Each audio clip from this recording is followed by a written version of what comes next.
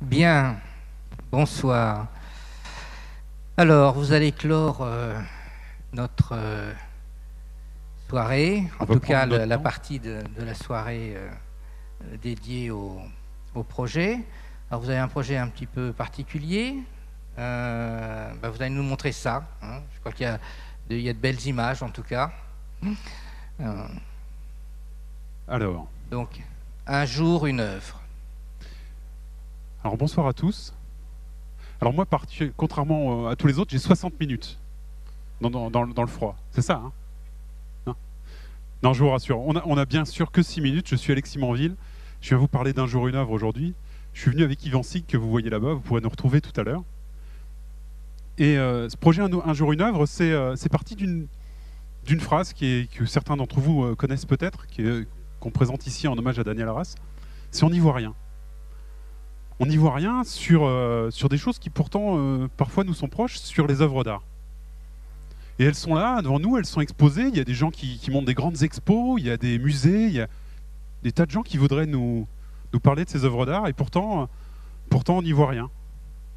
Voilà, vous l'avez vu celle-là.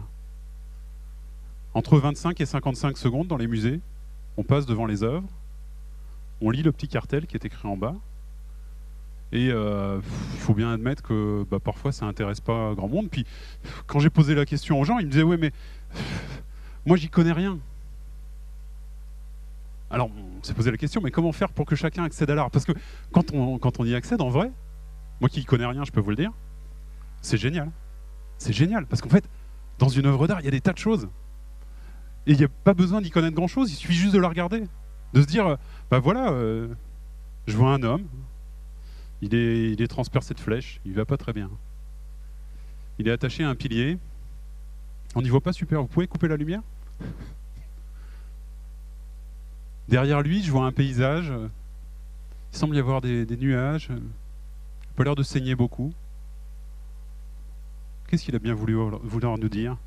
Peut-être qu'il faudrait regarder mieux pour comprendre. Alors c'est ce qu'on fait. Sur un site internet qui s'appelle Un jour, une œuvre, vous avez l'adresse ici. On fait ça depuis 2 ans, et chaque jour, on présente une nouvelle œuvre d'art. Il y a des gens qui viennent dire ce qu'ils voient. Alors de manière un peu plus élaborée que ce que je vous ai fait là, parce qu'on va pouvoir y revenir un peu, vous allez pouvoir la regarder à nouveau. Et ils regardent, sans jugement, sans perception, en s'attachant aux détails, en regardant dans la globalité. Et cette mutualisation des regards, elle montre des choses incroyables. Vous avez une capture de l'écran du jour avec une photo qui a inspiré pas mal de monde, qui est assez extra. Et alors notre Mantegna, là, de tout à l'heure, oui, je vous ai dit qui c'était, j'ai craqué. Un petit bout de savoir que vous pourrez ramener avec vous. Vous pourrez le regarder avec attention parce qu'on découvre quand même plein de choses. Hein. Alors là, on voit pas bien, mais si on s'approche un petit peu plus près, on voit que là, il y a quand même des gens qui sont là. Ils sont 3. Alors moi qui suis bien plus près que vous et qui ai un écran qui est beaucoup plus de luminosité, je vois qu'ils ont l'air d'avoir des sacs avec des flèches et ils ont l'air d'avoir des arcs. Ça a l'air d'être eux qui l'ont transpercé. Là. Et ils sont 3. Puis si je regarde de l'autre côté, là par là, je vois qu'il y a 2 lapins. Et si on cherche bien dans le tableau, c'est pas possible, le peintre il nous a mis 2 lapins, c'est pas un hasard ça. Mais si on cherche bien, il y en a un 3e ici. Qu'est-ce qu'il veut bien nous raconter? Qu'est-ce qui est écrit ici? Vous savez ça? Pourquoi il saigne pas comme ça? Puis vous avez vu sa posture? C'est quand même bizarre ça. Qu'est-ce qu'il nous raconte?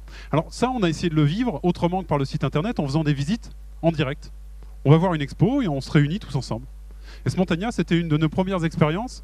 Et on était venus à 4 du groupe Un jour, une œuvre, on n'était pas nombreux. Et on a créé un attroupement incroyable autour de ça. Et il y avait des tas de gens qui disaient « Ah, et vous avez vu ça? Ah oui, mais ça, je suis sûr qu'il souffre. » Ah, vous savez, il souffre? Ben oui, il est attaché au pilier. Il est attaché, il n'est pas super attaché quand même. Et on a essayé de le reproduire comme ça. Et de regarder ce que les différentes personnes voyaient et comment se construisait le regard quand plusieurs personnes voyaient, comment ça nous permettait de mieux voir ce qu'on voyait ou de mieux voir qu'on n'avait pas regardé en fait. C'est assez incroyable. Et on fait aussi des conférences, des lectures audio à plusieurs voix pour essayer de donner plus de dynamique en regardant des publicités parfois pour que ça fasse moins peur qu'une œuvre d'art classique très connue. Et on a fait une première petite publication pour préfigurer le premier livre d'art écrit par les visiteurs. Oui, je vous disais, quand ils ont regardé les détails dans l'attroupement autour du Mantegna, tout d'un coup, ils se sont dit, mais vous avez vu qu'il y a un cavalier dans les nuages? Et sur une personne qui avait dit, vous avez vu ça? Il y en avait plein qui disaient, ah, ouais, c'est étonnant. Hein. Alors ça, c'est la première publication qu'on avait fait lors d'une conférence donnée avec Yvan, où en fait, c'est ce qui nous vient à l'idée, c'est écrire le premier livre d'art écrit par les visiteurs. C'est pas un expert qui vous dit ça, c'est des gens qui ont vu des choses. Et vous allez pouvoir jouer en cachant ce côté-là et en regardant, vous, ce que vous avez vu. Vous voudrez jouer avec nous tout à l'heure? On est venu avec quelques œuvres d'art, et vous allez voir, c'est un jeu passionnant. Et vous pourrez voir aussi les publications, on en a quelques-unes avec nous. Et je vous remercie.